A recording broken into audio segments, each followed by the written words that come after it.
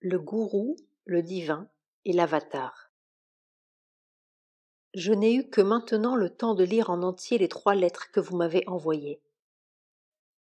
X peut bien entendu avoir les entretiens.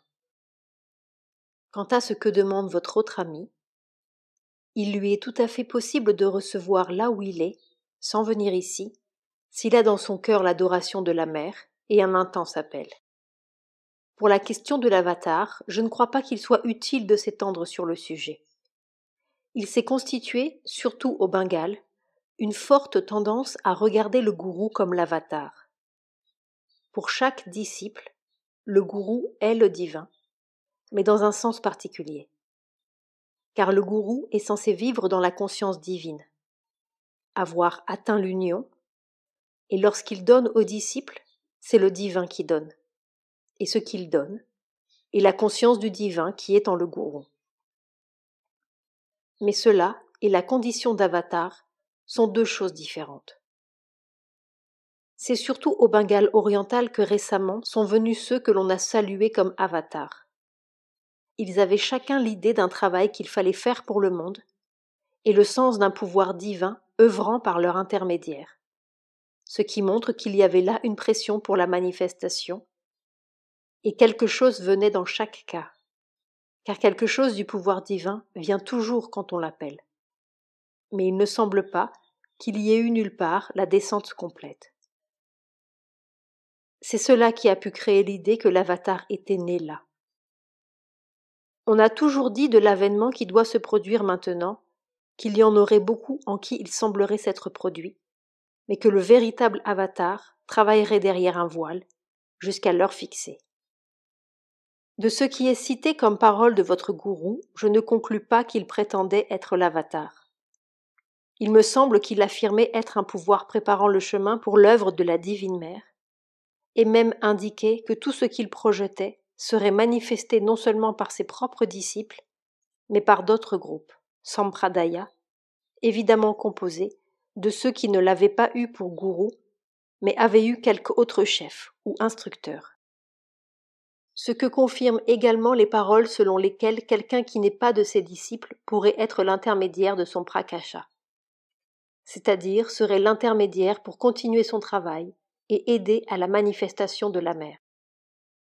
Si cela revient à le proclamer avatar, je ne vois pas comment cela peut s'accorder avec les autres paroles selon lesquelles, après qu'il aurait quitté son corps, l'avatar viendrait à l'ashram qu'il a créé. Je ne vois guère ce qui est désigné comme Ayoni Sambhava. Une incarnation se fait toujours par l'entremise d'une mère humaine, bien qu'il y ait eu 1 ou 2 cas où une naissance virginale a été proclamée. Le Christ, le Bouddha. La seule autre signification, à moins que nous ne supposions un miracle sans précédent, pourrait être une descente comme il s'en produit parfois, le divin se manifestant dans quelqu'un qui, à sa naissance, était une vibhuti, et non pas tout de suite une incarnation plénière. Mais en l'absence d'un clair exposé venant de votre gourou lui-même, ce ne sont là que des spéculations. J'ai écrit tout cela en réponse à votre question, mais je doute qu'il soit nécessaire ou judicieux d'en rien écrire à vos amis. Ils ont sur le sujet leurs propres sentiments, qu'il me semble préférable de ne pas mettre en question ni de déranger. La mère parle des vies passées.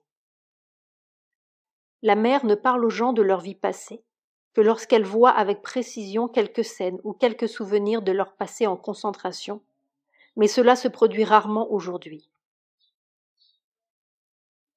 Mère ne regarde pas d'habitude dans les vies passées.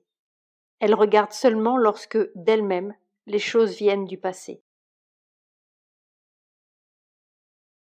Commerce avec les morts.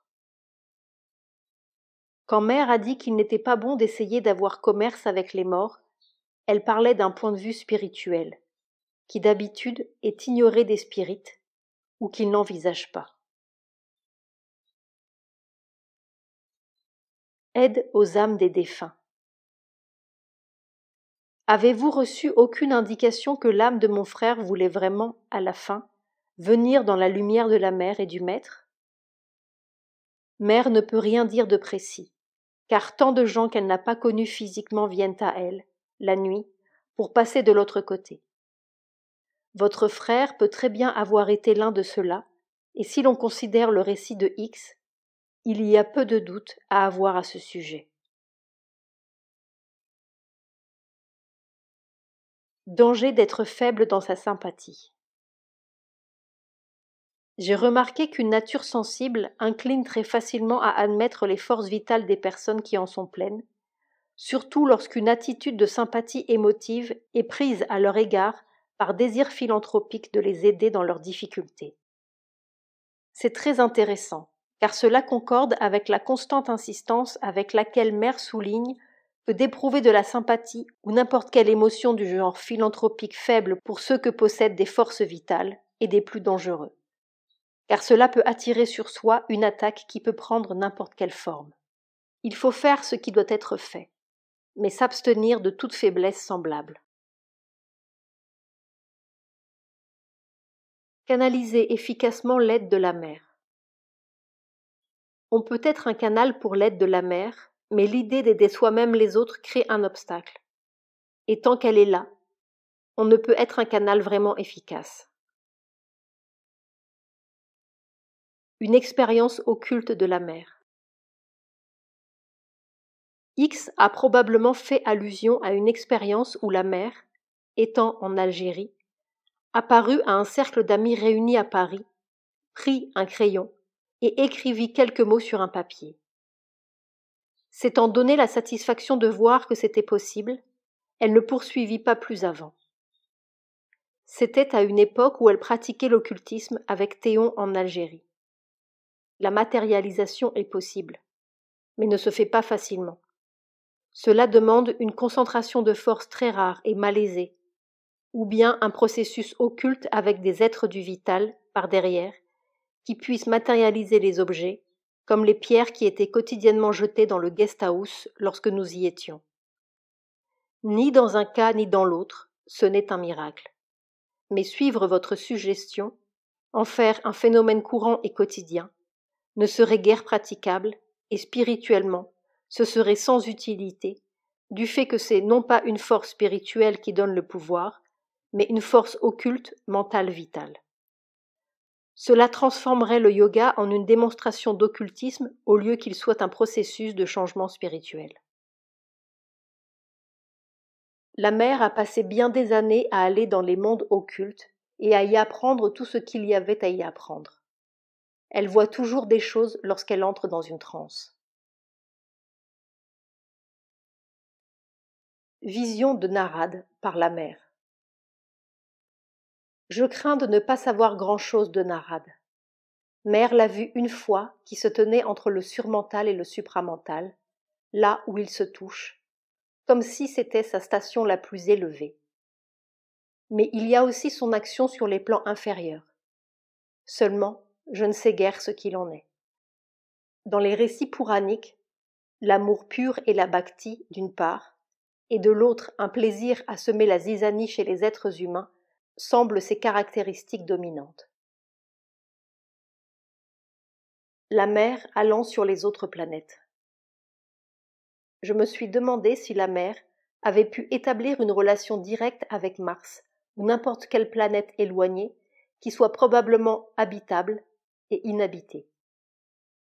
Mère, il y a longtemps, allait partout dans le corps subtil, mais elle a trouvé cela d'un intérêt très secondaire. Notre attention doit être fixée sur la Terre, car c'est là qu'est notre travail. En outre, la Terre est une concentration de tous les autres mondes, et on peut les contacter en entrant en contact avec quelque chose de correspondant dans l'atmosphère terrestre. Sri Aurobindo parle de la mer.